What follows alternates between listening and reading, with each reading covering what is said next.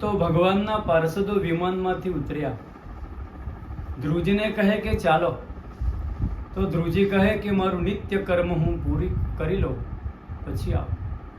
બધા જ કર્મોનું પરિણામ એ ભગવાનને મેળવવાનું છે. આ બધું ભગવાનના ઘરે જવા માટે વિમાન ઊભું છે ને ધ્રુવજી એ નિત્ય કર્મ કરે છે. આને કહેવાય છે કર્મની નિષ્ઠા. અને આપણા જેવાને સ્વપ્નમાં પણ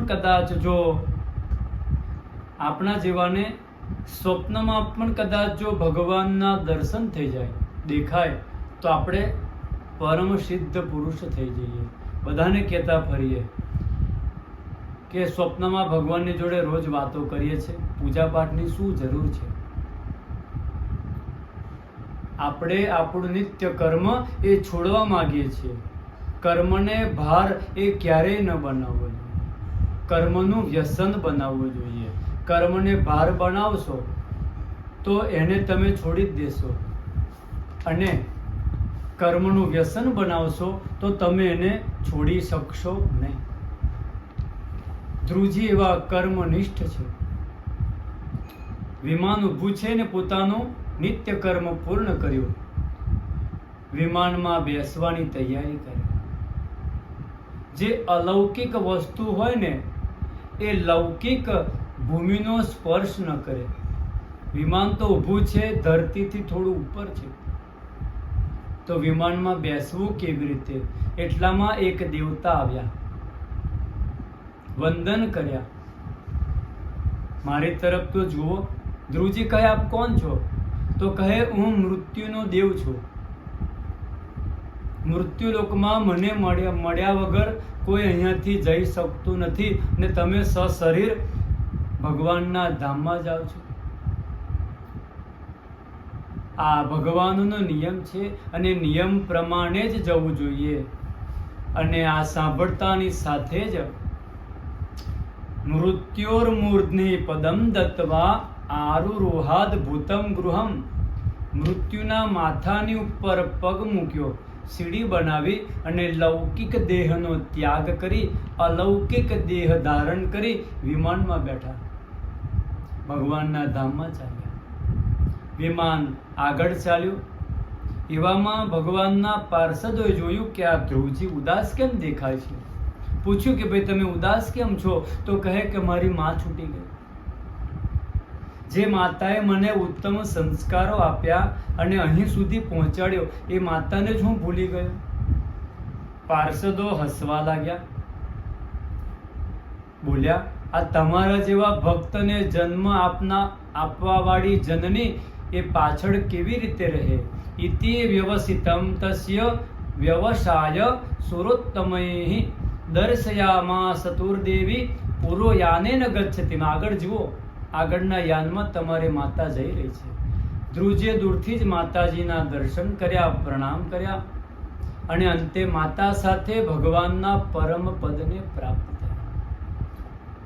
આજે પણ ધ્રુવજી આપની આગળ ધ્રુવ તારાને રૂપમાં વિરાજિત છે. ભગવાનનું નામ એ પ્રેમથી લેવું જોઈએ. ભગવાનનું નામ પ્રેમથી લો, કોગલાણીથી લો, નિશ્ચિત રૂપે આપણું મંગલ થાય છે, કલ્યાણ થાય છે. ભાય કુભાય અનલ આલસ નામ જપત મંગલ દિશ દશ. દસે દિશામાં મંગલ થાય છે. માટે કલયુગમાં નામનો ખૂબ વિશેષ મહિમા છે. આ ઉત્તમ ધ્રુવ ચરિત્ર આપણે શ્રવણ કર્યું.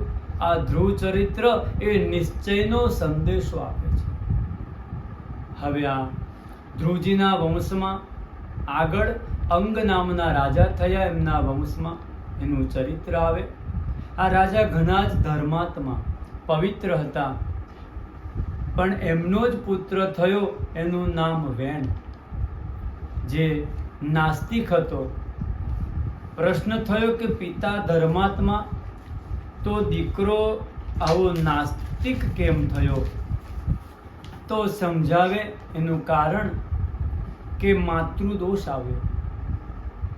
આપણા ઋષિમુનિઓ કહે છે કે સ્ત્રી ગમે તેવી સુંદર હોય, પરંતુ એના કુલ એને જોવું જોઈએ, તો જ તમારે ત્યાં સંસ્કારી સંતાન ઉત્પન્ન થાય છે. રાજા અંગ એનો વિવાહ એ મૃત્યુની પત્ની સુનિતા દેવી સાથે થયો, માટે એમાં સંતાનમાં વેન એમના નાનાજીના સંસ્કાર આવ્યા, જે નાસ્તિક અને ક્રૂર સ્વભાવના થયા. રાજા અંગે ઘણું સમજાવ્યું, પણ એ માનતા નથી કે બેટા આવું બધું ન કર. વેન સમજતા નથી. અંતે રાજા અંગ ચૂપચાપ પોતાના રાજ્યની જ એક ગુફામાં સંતાઈ ગયા. પ્રજાએ રાજાને ઘણા શોધ્યા, પણ રાજા ન મળ્યા. અંતે આ વેનને જ વિચાર્યું કે આ રાજાનો દીકરો છે, ભલે ક્રૂર છે, પણ સત્તા પર બેસે ને તો થોડી સમજણ આવશે, એટલે એને જ રાજા બનાવ્યો. અને રાજા બનતાની સાથે જ આ વેન એને ઘોષ કર્યો. કેવો ઘોષ કર્યો? ન યષ્ટવ્યમ ન દાતવ્યમ ન હોતવ્યમ ન દ્વિજા કચિત ઇતિ ન્યવાર્ય ધર્મ ભેરી ઘોષે ન સર્વશઃ. ઘોષ કરી દીધો, મારા રાજ્યમાં કોઈ પ્રકારનો યજ્ઞ નથી કરવાનો, કોઈ દાન નથી કરવાનું, કોઈ હોમ નથી કરવાનું, કોઈ પૂજન નથી કરવાનું, કશું કરવાનું નથી. કેમ? કોઈ ઈશ્વર જે છે ને એ ઈશ્વર રાજા જ છે. આ બધું જ ઈશ્વરનું બંધ કરી દો. મારું રાજ્ય સર્વથા ધર્મ નિરપેક્ષ હોવું જોઈએ, કોઈ પ્રકારનો ધર્મ ન હોવો જોઈએ. આમ સનાતન ધર્મની ઉપર પ્રતિબંધ લગાવી દીધો. હવે જે મહાત્માઓએ રાજા બનાવ્યો હતો એ બધા વિચાર કરે અને ખોટું આપણે ભૂલ થઈ ગઈ અને રાજા નહોતો બનાવવાનો. આ તો આપણા પેટ પર જ દાંત મારે, તો શું કરીએ? કહે અને એકવાર ફરીથી સમજાવીએ. બધા મહાત્માઓ, ઋષિમુનિઓ, સંન્યાસીઓ બધા ભેગા થયા અને સમજાવવા માટે આવ્યા બહેનને, રાજા તમારે આવું ન કરવું જોઈએ. રાષ્ટ્રમાં ધર્મની હાનિ એ થાય છે, અને જે રાજ્યમાં ધર્મની હાનિ થાય ને એ રાજ્યનો ક્યારેય અભ્યુદય થતો નથી. યસ્ય રાષ્ટ્રે પુરે ચૈવ ભગવાન યજ્ઞ પુરુષઃ ઇજ્યતે સ્વેન ધર્મેન જનૈર વર્ણાશ્રમાન્વિતૈઃ. રાષ્ટ્રનો ત્યારે જ ઉદ્ધાર થાય છે જ્યારે પ્રજા પોતપોતાના ધર્મનું પાલન કરે અને ભગવાન યજ્ઞ પુરુષનું આરાધન કરે. એની પર જ રાજા ભગવાન પ્રસન્ન થાય છે. એ રાજાની ઉપર જ ભગવાન પ્રસન્ન થાય છે.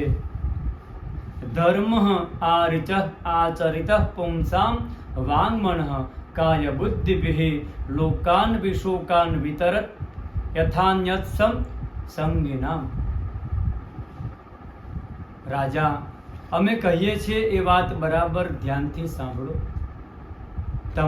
એનાથી જ તમારું આયુષ્ય, શ્રી, સમૃદ્ધિ, બળ અને કીર્તિ આ બધામાં વધારો થશે. જે મનુષ્ય મન, વાણી, શરીર અને બુદ્ધિથી ધર્મનું આચરણ કરે છે એને સ્વર્ગ વગેરે લોકોની પ્રાપ્તિ આપોઆપ થઈ જાય છે. અને જો એ નિષ્કામ ભાવ હોય તો ધર્મ એને મોક્ષની પણ પ્રાપ્તિ કરાવે છે. આમ સંતોએ રાજા વેનને ઘણો સમજાવ્યો, પણ વેન માનતો નથી. એ તો સંતોને કહેવા લાગ્યા, કો યજ્ઞ પુરુષો નામ યત્ર વો ભક્તિ રિદૃષિ. કહેવા લાગ્યા કે વરદાન અને શાપ આપવામાં જે સમર્થ દેવ છે એ બધા જ રાજાના રોમે રોમમાં વાસ કરે છે, બધા જ રૂમમાં વાસ કરે છે. કયા દેવો? તો કહે છે વિષ્ણુર્વિરિંચો ગિરીશ, ઇન્દ્રો વાયુર્યમો રવિઃ, પર્જન્યો ધનદશો મહા, ક્ષિતિર અગ્નિર અપામ પતિઃ, એતે ચાન્યે ચ વિદુષા પ્રભવો વર્ષાપયોઃ, દેહે ભવન્તિ નૃપતેઃ સર્વદેવ મયો નૃપ. સર્વદેવો મયો નૃપ. આ બધા જ દેવો એમનું મૂળ વાસ એ રાજાઓના રોમમાં હોય છે, રોમાવલીમાં હોય છે. વિચાર કર્યો કે આ તો પોતે જ ભગવાન કરતા મોટો થયો અને આ સંતો ક્રોધે ભરાયા, બોલવા લાગ્યા હન્યતામ હન્યતામ એષ પાપઃ પ્રકૃતિ દારુણઃ, જીવ જગદસા વાસુ કુરુતે ભસ્મસાત ધ્રુવમ. ક્રોધ કર્યો અને એવો મંત્ર ફૂંક્યો કે આ વેન એ મૂર્છિત થઈ ધરતી પર પડ્યો અને એનું પ્રાણ પંખીડું ઉડી ગયું. હવે વિચાર કરે શું કરીએ આપણે? આપણે તો આ રાજાને જ સ્વધામ પધાર્યો, પરલોક પહોંચાડ્યો, હવે કોને રાજા બનાવીએ? પછી સંતોએ મંત્રોના ઉપયોગથી એના મૃતદેહનું મંથન કર્યું, જેની અંદરથી ભગવાનનો જન્મ થશે એ આપણે આવતીકાલે સમજીશું. જય શ્રી કૃષ્ણ.